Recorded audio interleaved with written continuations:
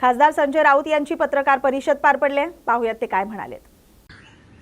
राऊत साहेब, महाराष्ट्रात घरात फाईल्सचा विषय अजूनही संपत नाही, म्हणजे तो रोज वाढतोय. रोज नवीन नवीन नावं येत आहेत आणि त्यात आता आणखी एक नावाची भर पडली ते म्हणजे विधान परिषदेच्या उपसभापती डॉक्टर नीलम गोऱ्हे. त्यांनाच बोलू द्या ना. त्याच्यावर ज्या विषयासंदर्भात बघा, ह्याच्यामध्ये आता कोण लपून राहिले? हमाम में सब नंगे, तसे सगळेच नग्न झालेत त्या खराच्या हमाममध्ये. कोणाकोणाची नावं घेणार आहात तुम्ही? फक्त मी एवढंच म्हणेन की खरातने जी नावं घेतलेली आहेत त्यांच्याकडे कोण कोण येत होते, कोणाकोणाचे नंबर, ते पोलिसांनी किंवा SITने जाहीर करावं, एवढंच मी सांगेन. कोणाची व्यक्ती या प्रकरणात मात्र महिला बालकल्याण मंत्री अजूनही बोलताना दिसत नाहीये. महिला बालकल्याण मंत्र्यांनी बोलायला हवं, कारण महिला बालकल्याण मंत्र्यांचे वडील त्यांचे भक्त होते. आपण पाहिलं असेल, त्याही भक्त आहेत. विशेषतः महिलांवरती अत्याचार झालेले आहेत, महिलांचं शोषण झालेलं आहे. त्याच्यामुळे महिला आणि बालकल्याण मंत्री ज्या कोणी असतील त्यांनी त्याच्यावरती आपली भूमिका स्पष्ट करावीच लागेल. नाही, पण राऊत साहेब, या सगळ्यात रडारवर दिसत आहेत दीपक केसरकर. कारण दीपक केसरकरांवर स्वपक्षीय आमदारांचाच रोष आहे. हे बघा की त्यांच्या विरोधात रोष आहे की अनेकांना त्यांनी पण याच्यावरती मी कशा करता बोलावं? याच्यावरती शिवसेनेनं कशा करता बोलावं? ह्याच्यावरती आम्ही बोलणं, मी तर बोलून याच्यावरती महिला राष्ट्रपतींनी बोलावं. महाराष्ट्रासारख्या एका राज्यामध्ये इतकं मोठं कांड घडलेलं आहे, अशा वेळेला या देशाच्या राष्ट्रपतीपदी एक महिला आहे. कालच राष्ट्रपती मथुरेला गेल्या आणि प्रेमानंद महाराजांचा आशीर्वाद त्यांनी घेतले. मी पाहत होतो, चांगली गोष्ट. आणि प्रेमानंद महाराजांनी त्यांचा उल्लेख आपल्या राष्ट्रपती या धर्मात्मा आहेत असं म्हणाले. त्या धर्मात्मा जर असतील किंवा आहेत असं आपण मान्य केलं, सज्जन महिला आहेत, तर त्यांनी महाराष्ट्रासारख्या राज्यामध्ये असंख्य महिलांचं जे शोषण झालं आणि त्याच्यामध्ये सरकार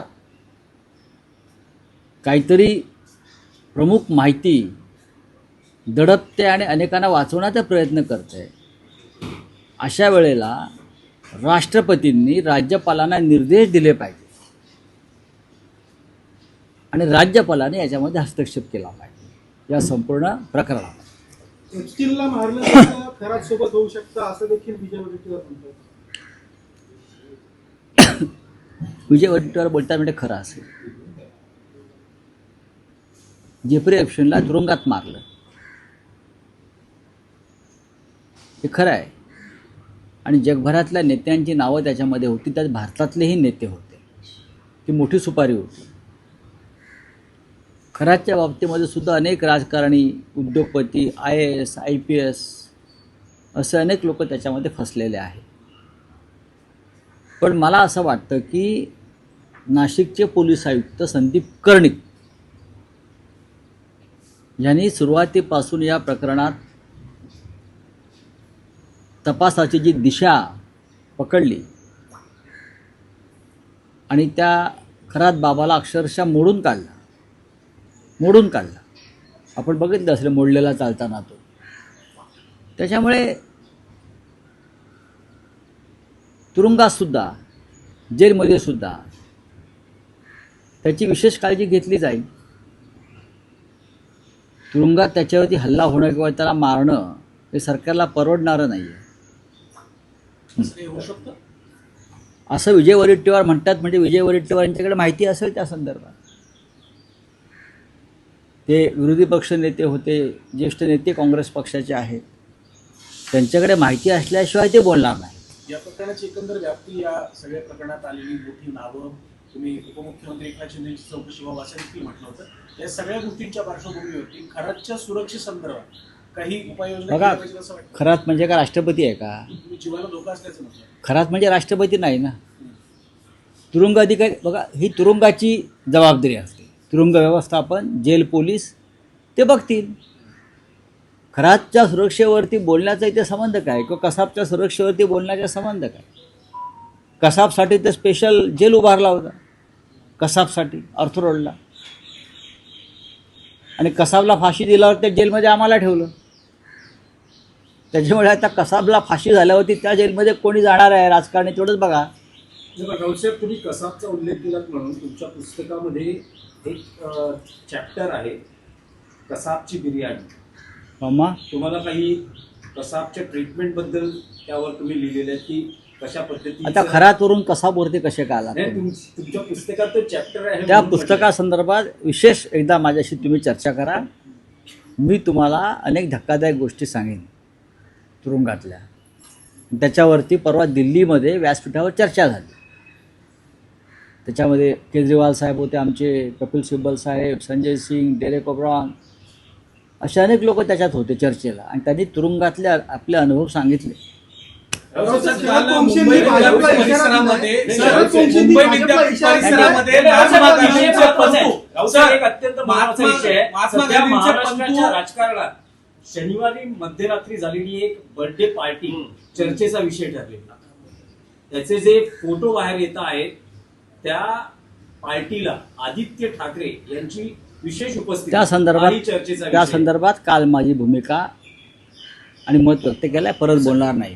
सेंट्रल फोर्सेसच्या संदर्भात जे एक विधेयक येते त्या संदर्भात तुम्ही खूप महत्वाचं विधान केलं. सेंट्रल फोर्सेसमध्ये, आर्म फोर्सेसमध्ये अनरेस्ट आहे अशा प्रकारचं तुम्ही विधान केलं होतं. नेमकं काय संदर्भ आहे? सेंट्रल आर्म पोलीस फोर्स, त्याच्यामध्ये CISF येतं, सेंट्रल रिझर्व्ह पोलीस फोर्स येतो,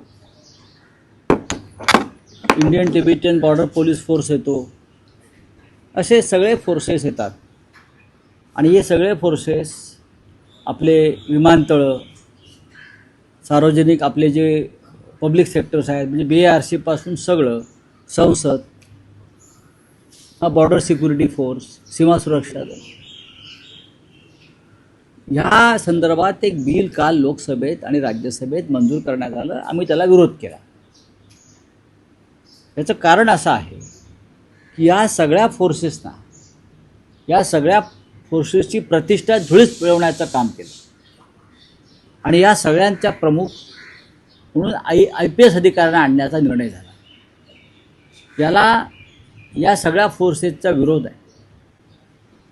म्हणजे लढणे को हम और खाने को तुम अशी भूमिका थोडक्यात दिसते. आतापर्यंत पुलवामामध्ये कोण बळी गेले? हाच फोर्स बळी गेला ना. 40 जण जे गेले बळी हेच गेले. नक्षलवाद्यांच्या लढाईमध्ये कोण असतं? हाच फोर्स असतो सर ठिकठिकाणी. अनेक VIPंच्या सुरक्षेमध्ये कोण असतं? हाच फोर्स आहे. संसदेची सुरक्षा ह्याच लोकांकडे आहे. पण ह्यांच्यावरती आता ह्यांच्यामधून कोणी आता डायरेक्टर जनरल होणार नाही, DG होणार नाही, ॲडिशनल DG होणार नाही, प्रमोशन नाही त्यांना. तर ती सगळी प्रमोशन ही डेप्युटेशनवर येणाऱ्या IPSना मिळते. याच्यामध्ये त्या फोर्समध्ये असंतोष आहे. हा डिसिप्लिन फोर्स आहे, हा सशस्त्र फोर्स आहे. आणि जेव्हा अशा फोर्समध्ये असंतोष, अशांतता आणि अनरेस्ट निर्माण होते तेव्हा दुर्दैवानं काही वेगळं घडू नये असा इशारा मी काल संसदेमध्ये दिलेला आहे, आणि तो योग्य आहे.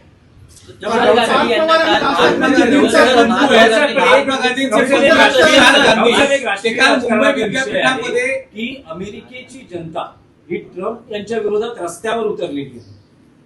जे ट्रम्प आपल्या मोदींचे मित्र आहेत, ज्या या युद्धामध्ये आपल्या देशानं अमेरिकेच्या बाजूने, इस्रायलच्या बाजूने भूमिका घेतली, त्या ट्रम्पच्या विरोधात जनता रस्त्यावर उतरली. सगळ्या सांगतो, प्रेसिडेंट ट्रम्पला कोणी मित्र नाही.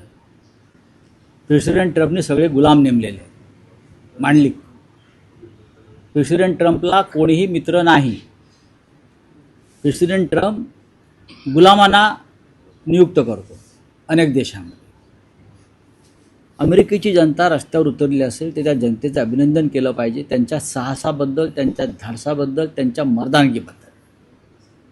आणि भारतामध्ये भारतीय जनता पक्षानं जनतेला जी धर्माच्या अफूची गोळी देऊन बधीर केलेलं आहे, त्या बधिरतेतून जनतेनं बाहेर यावं. आणि इथे सुद्धा त्याच प्रकारची मनमानी झुंडशाही सुरू आहे, लोकशाही खतम करण्याचे प्रयत्न सुरू आहे. हे उघड्या डोळ्याने पाहावं आणि जागरूक व्हावं. रस्त्यावरती याआधीसुद्धा उतरून जनतेनं क्रांती केलेली आहे.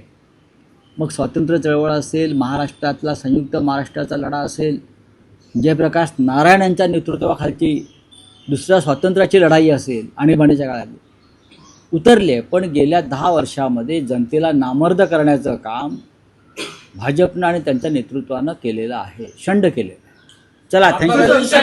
महात्मा गांधींचे पत्तू सर सर महत्वाचा बोलिए, बोलिए. सर महात्मा गांधींचे पत्तू हाँ, बोलिए आप. प्रेसिडेंट ट्रम्प के खिलाफ जो उन्हीं के लोग रस्ते पर उतरे हैं, उनका विरोध कर रहे हैं, उसका क्या कहना है सर? देखिए, अमेरिका में जो लोग सड़क पर उतरे हैं लाखों की संख्या में, लाखों की तादाद में, लगभग 1 करोड़ लोग, आंकड़ा दिया है 80 लाख, लेकिन 1 करोड़ लोग 3,300 शहर में सड़क पर उतरे हैं. लगभग 50 राज्यों में सड़क पर उतरे हैं. क्यों?